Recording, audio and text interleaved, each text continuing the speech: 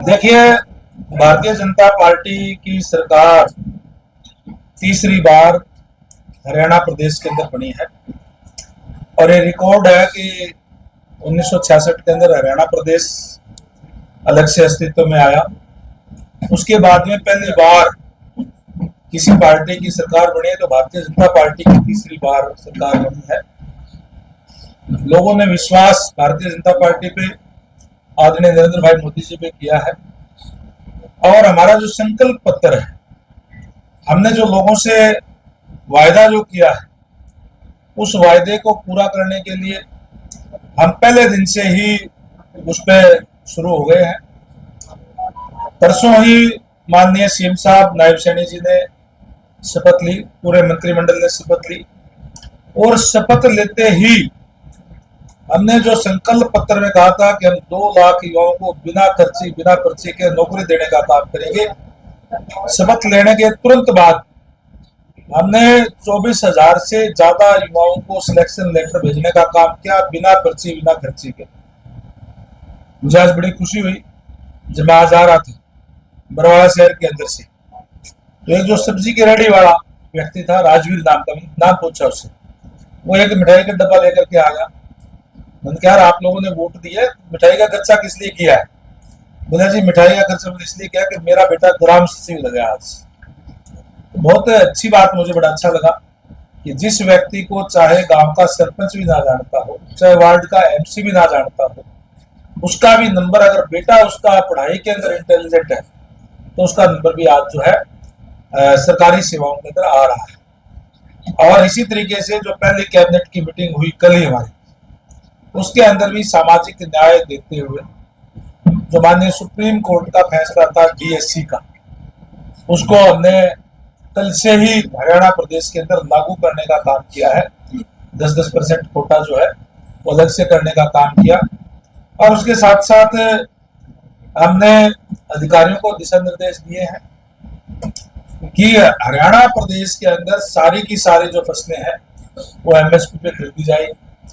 चाहे हमारे जो जीरी का अब जो मिलर्स है वो उनको उठाने में कोई दिक्कत ना हो, किसानों को मंडी के अंदर जो है जीरी के लिए कोई दिक्कत परेशानी ना हो, ना व्यापारी को हो, ये सुनिश्चित करने का काम अधिकारी करे, इनको निर्देश देने का काम किया है। वहीं चाहे मक्का हो चाहे बाजरा हो, उसको भी एमएसपी पे खरीद करके और उनकी पेमेंट जो है डीबीटी के माध्यम से किसानों के खाते में सीधी जाए, उसमें भी कोई डिले ना हो, ये तमाम दिशा निर्देश देने का काम किया है। और कल ही माननीय मुख्यमंत्री महोदय ने इस बात की भी घोषणा की कि जो भी हमारे कोई डायलिसिस का या क्रोनिक डिजीज का कोई भी मरीज है, उनकी सरकार की तरफ से उनका फ्री इलाज जो है वो कराया जाएगा। यानी हमने जो संकल्प पत्र हमारा लिया है जो है, उस संकल्प पत्र पे कार्य करना पहले दिन से शुरू कर दिया है और आने वाले समय के अंदर जो हमने लोगों से को कहा है उसको पूरा करने का काम करेंगे। जो सरकार जो है, विधायिका जो है, वो कानून बनाती है, उसको एग्जीक्यूट करने का काम ऑफिसर करते हैं। इसलिए अधिकारियों को दिशा निर्देश दिए हैं कि किसी भी काम में कोई डिले ना हो, अंत्योदय यानी अंतिम व्यक्ति तक सरकारी सेवाओं का लाभ पहुंचे, ये अधिकारी सुनिश्चित करने का काम करें। कोई भी अधिकारी इसमें अगर कोताही बरतेगा तो उसके खिलाफ फिर कड़ा एक्शन लिया जाएगा। बरवाला के अंदर जल भराव की समस्या बड़ी है। मैंने सारी बातों पे विस्तार से टिप्पणी की है।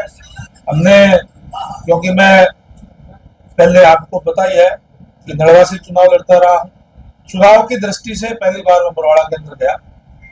वैसे तो क्योंकि बरवाड़ा मेरे लिए कोई नया नहीं है, पहले भी जाता रहा हूँ, लेकिन चुनाव के हिसाब से हर एक गली के अंदर, हर एक मोहल्ले के अंदर जब गया तो जल भराव की भी दिक्कत है, डेवलपमेंट की भी काफी जरूरत है, सीवरेज की, पानी की दिक्कत है। मैंने अधिकारियों को ये निर्देश दिए हैं कि उसका एक प्रपोजल तैयार करें और तुरंत जहां भी जरूरत होगी सरकार की तरफ से, कोई पैसे की, कोई और की, ग्रांट की, तो हम वो भिजवाने का काम करेंगे, ताकि हमने जो वायदे जो बरौड़ा की जनता से किया है, एक एमएलए चुन करके उन्होंने मुझे भेजा है, जहां प्रदेश का मंत्री हूं मैं, वहीं जो हमारा संकल्प पत्र है आदरणीय नायब सेठ जी के नेतृत्व में उसको पूरा करने का काम हम करेंगे। वहीं क्योंकि बरवाड़ा हल्के की जनता ने मुझे एमएलए बना करके भेजा है, उनके साथ जो वायदे किए हैं उसके ऊपर भी साथ साथ जो लोकल इश्यूज है, लोकल जो दिक्कत परेशानियां है, उनको भी दूर करने का काम करेंगे। और उसके लिए तमाम मैं पहले बरवाड़ा के अंदर ही मीटिंग लेकर के आया हूँ, अधिकारियों को निर्देश देकर के आया हूँ कि उनके ऊपर भी प्रपोजल बना करके मुझे बताएं, ताकि उस पर कार्य करते हुए समस्याओं को दूर किया जा सके। सरपंच जी, हिसार से विधायक पहले भाजपा के हुआ करते थे, अभी आजाद उम्मीदवार थे, विधायक बने। अब कोई प्रतिनिधित्व तो हिसार में, लेकिन हिसार में योजनाएं बहुत थी, तो ऐसे में योजनाओं की जिम्मेदारी पूरा करने की जिम्मेदारी आप लेंगे? देखिए, एक मंत्री के नाते तो मैं बिल्कुल नो डाउट मेरे सामने जो भी चीजें आएगी उसको हम पूरा करेंगे, लेकिन इसके साथ साथ जो आजाद उम्मीदवार हिसार से है, उन्होंने भी समर्थन भारतीय जनता पार्टी को दिया है, वो भी आज भारतीय जनता पार्टी के साथ है।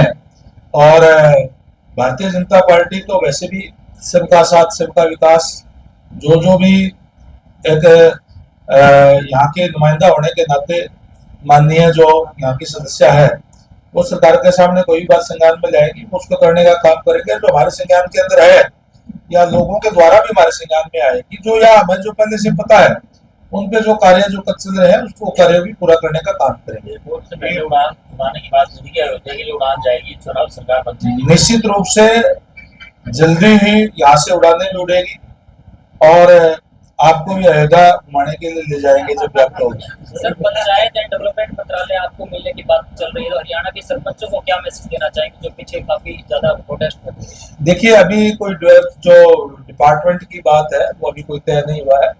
माननीय मुख्यमंत्री महोदय का अधिकार क्षेत्र की बात है। जो भी डिपार्टमेंट मुझे दिया जाएगा उस पर मेहनत और लगन से काम करके हरियाणा की भलाई के लिए कार्य करने का काम करेंगे। और अभी क्योंकि माननीय मुख्यमंत्री महोदय ने अभी अलॉट किए नहीं है, जब अलॉट होंगे तो उसके बाद आपसे बात करेंगे। चलो जी, बहुत बहुत शुभकामनाएं।